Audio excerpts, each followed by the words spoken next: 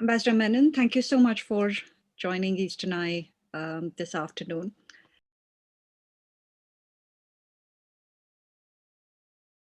Well, I think our image in the world has probably taken a bit of a beating recently, especially because of the way in which we've handled the second wave of these COVID infections and so on.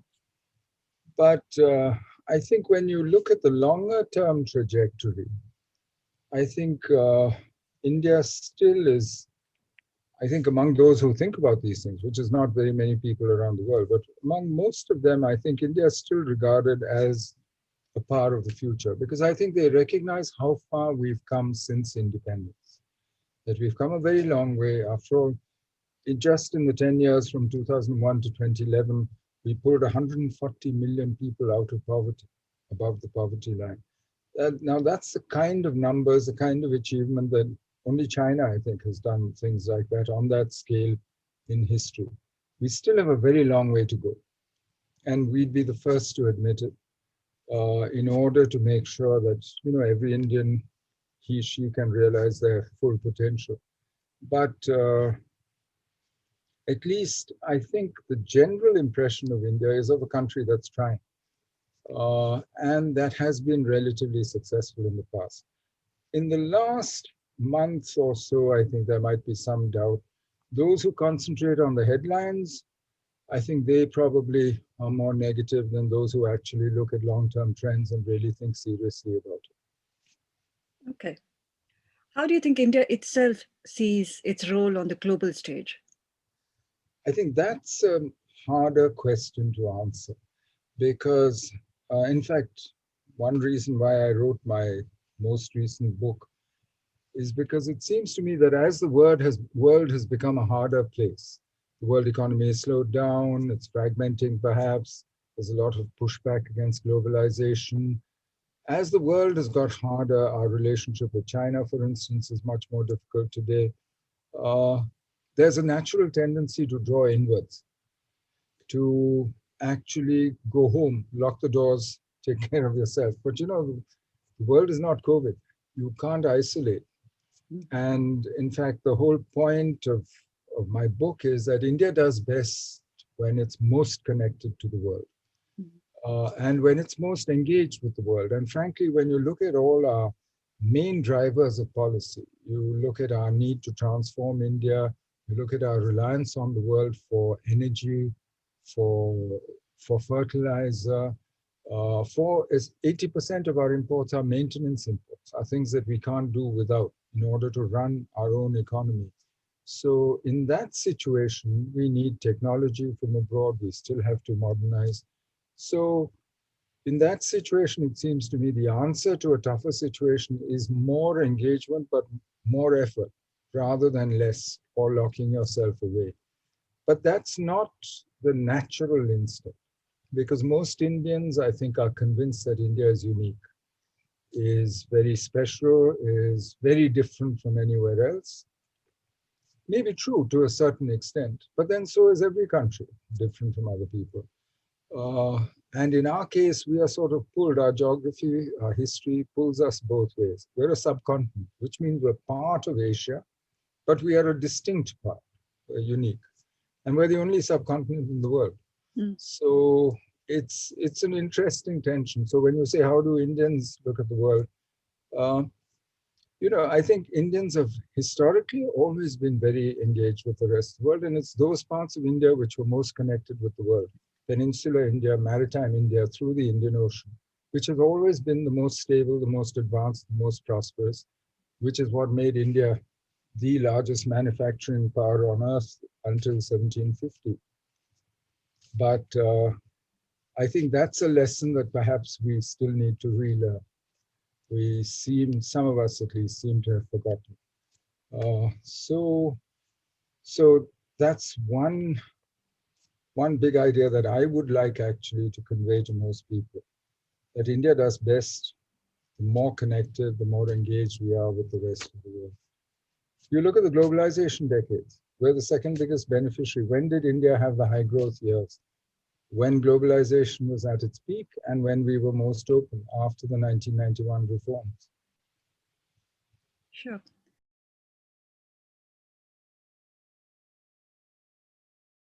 My worry today is that the world has changed very rapidly. The balance of power has shifted, everything is changing around us very rapidly, but we're still doing the same old things. We give it new names and so on because every democratic government claims to be very different from its predecessors. But in practice, with one or two exceptions, and I'm not sure about whether those exceptions are entirely the correct thing to do, but that will be proved in time, and I'm sure they have their reasons to do this. And the two areas where there have been big shifts in the present government, one is, of course, a much closer strategic alignment with the US, which I personally think is a necessary adjustment to what we see changing around us. In fact, I think that's good. But the other thing is a trend towards uh, autarky, as it were. Maybe not to autarky, they call it self-reliance, Atmanirbhar. But walking out of the RCP, for instance, the negotiations for a big Asian trading bloc. We are the only major economy which is not part of any regional trading bloc. The US is part of USMCA, North America, the successor to NAFTA. In Asia, there's RCP, CPTPP. We're not neither of those. China, Japan, Korea are all in that. There's the EU in Europe. So, and the more we cut ourselves off, I think, frankly, I don't think it serves our interest, our economic or political interest, because you can't have a political, diplomatic, defense, security outreach and not have an economic leg to stand on when you work with your neighbors and with other countries. So these are the two aspects where I think policy has shifted uh, over the past. I think there are other things we need to shift as well because the world has changed so much. Uh, and that's what I try and describe in my book.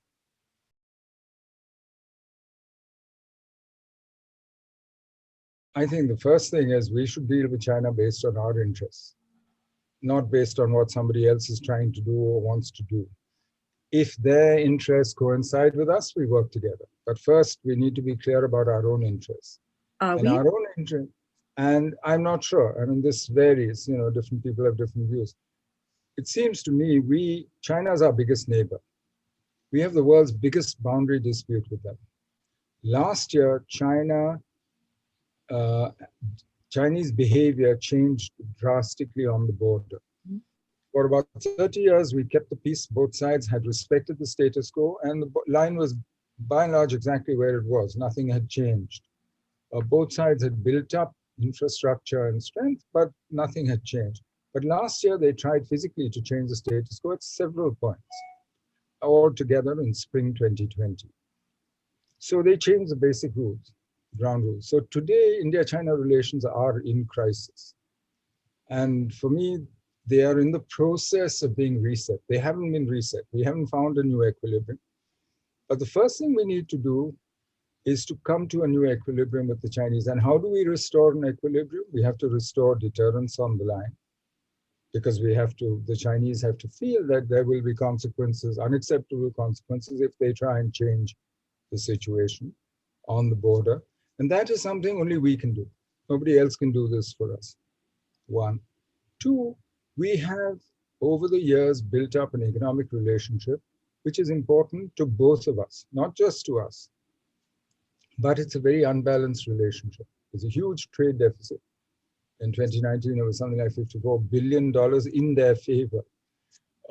And it's a very large part of China's surplus, actually. So it's important to the Chinese as well.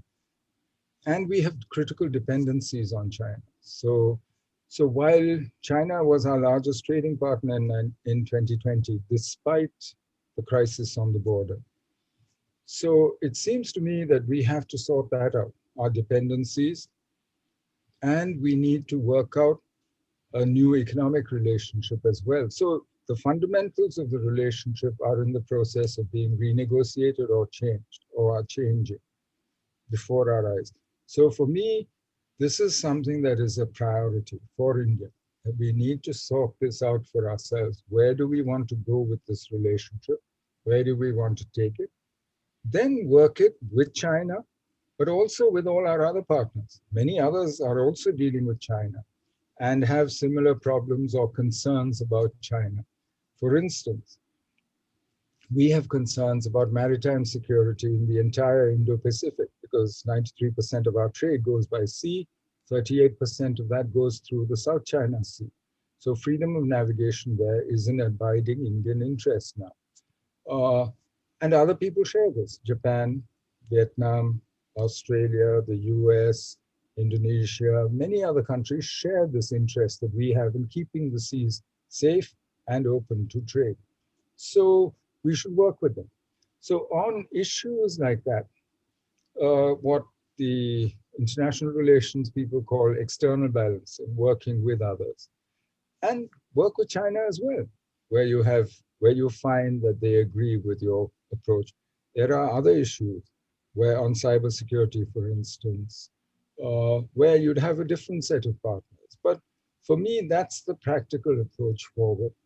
Uh, so I'm very reluctant to put a label on India-China relations today because they're in the middle of flux. As I said, they're in the middle of a crisis. They're still being negotiated. We haven't even sorted out the line or the issues on the line, the military issues, let alone anything bigger than that. So I'm very reluctant, but for me, it's quite clear where the priorities are. Do you remain optimistic that a resolution You will know, reach how it was? The Chinese changed their behavior.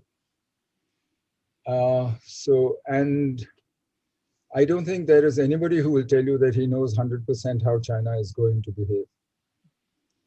The Chinese probably use that deliberately. I mean, they're probably quite happy to leave you guessing a little bit. Uh, but so I would say it's hard to say I'm optimistic or even pessimistic. The attempt has to be made. And since it's clear what we need to do, self-strengthening, working with others, etc., I think we should just go ahead and do it. Okay. And in the process, negotiate the rest. And the stronger we are, the easier it will be to negotiate.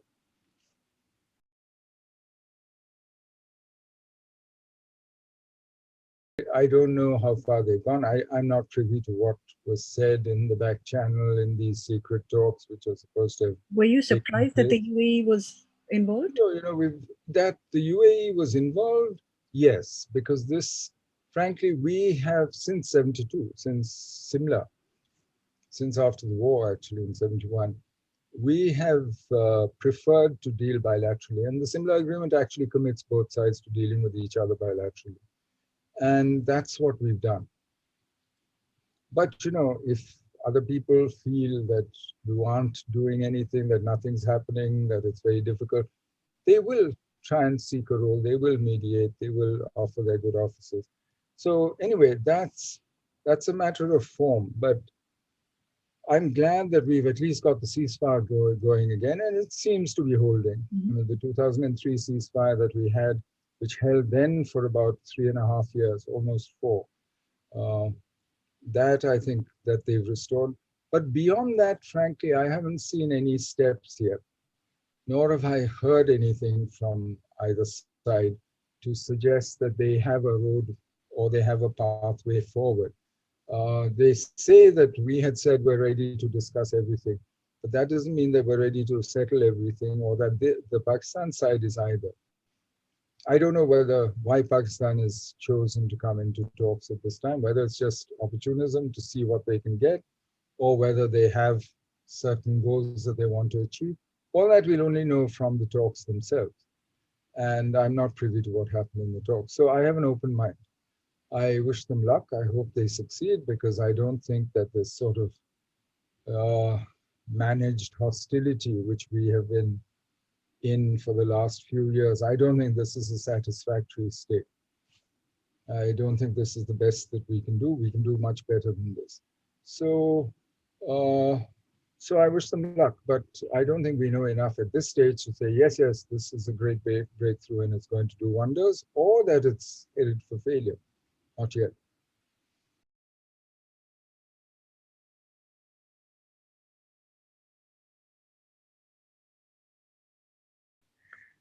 With Afghanistan, and after the US announced that it will withdraw troops, What challenges does India see in that part of the world? And what role does... I can't speak for India. I can only speak for myself. I Mhm. left government now 7 years ago. I'm a free man. So I'm less worried about a US withdrawal from Afghanistan than many people in India are, or when you read the media, for instance, for three reasons. One is this is not the same Afghanistan that existed in 2001, 2002. And there are Afghans who have taken charge of their own future and who are not part of religious extremist groups or of the Taliban or the IS, etc. So that's one big reason. But the other reason is most of the regional powers have frankly shirked their responsibilities because the US was taking care of things in Afghanistan. Once the US pulls out the troops, it's the neighbors who will have to face the consequences of what could go wrong in Afghanistan. And if the wrong people, if, as I said, terrorists, extremists, and so on come to power, they will be the first to bear the consequences. As I often say, it's not Afghanistan being Pakistanized, it's Pakistan being Talibanized. Don't forget, that is the problem. And that's a real problem for Pakistan and for us. Mhm. So, but these are problems that, frankly, as long as the US was there, everybody's managed to duck. They will have effects on China and Xinjiang, for instance. But it seems to me that the regional powers will have to do much more. Third thing is that uh, it's for the Afghans to decide their own future. And I don't think it's for anybody else to say, oh, this is the form of government they should have, this is what they should do, and so on. And I ultimately, honestly think that everybody else's job is to hold the ring while the Afghans sort their own future out among themselves. Now, how they do it, what they do, that's up to them. I don't think it'll be a purely constitutional, democratic, peaceful process. No, that hasn't been the way so far. I think it would be wrong to expect that. But I do think that ultimately it has to be their process resulting in their system, and that's the only system that will work or last in Afghanistan. And every external attempt to impose anything on Afghanistan hasn't worked before. So I am less optimistic about things like a conference in Istanbul or another Bonn conference or whatever, and all these great plans that people keep talking about. But people outside Afghanistan talk about. I take much more seriously what, say, President Ghani said in his Foreign Affairs article this month, where he lays out a three-step process, sees a role for the UN. And I think as Afghans are thinking about how they will sort their future out, but it's for them to. Okay.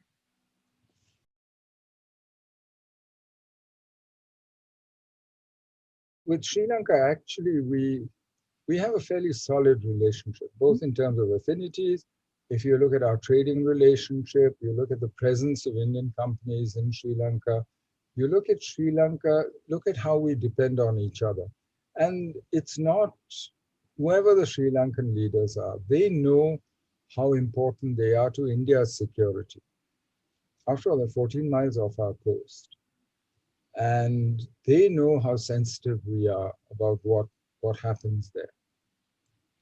So I think it's a question of actually working with Sri Lanka. I mean, from my experience of dealing with Sri Lanka, uh, it's a question of being clear about what our interests are, our core interests are, and respecting their core interests also, because they have their own interests as well.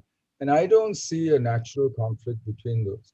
But I think clarity is very important. And I think also doing this quietly, without trying to embarrass people or force them into any direction. It shouldn't look as though you've demanded something and they have to do something. And I think this is part of the problem in the past, where we were seen as mediating an internal Sri Lankan issue between the Tamils and the Colombo government and so on. And that is not a sustainable thing.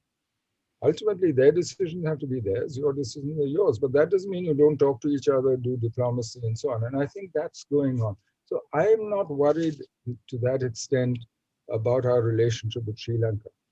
But every one of our neighbors will try and maximize what they can get out of the present situation. And if they see India China rivalry, they will go to both of you and get what they can out of each of you, just as you did to the Soviet Union and the US through the 50s and 60s. So let's that you take as given. And there are going to be no exclusive relationships for us in our neighborhood because the rest of the world is interested in our neighborhood now. This is the center of gravity of global politics now and of the global economy. Asia is the center of gravity. So everyone's going to be involved in our neighborhood, whether we like it or not. So we have to up our game. And that's true of all our neighbors.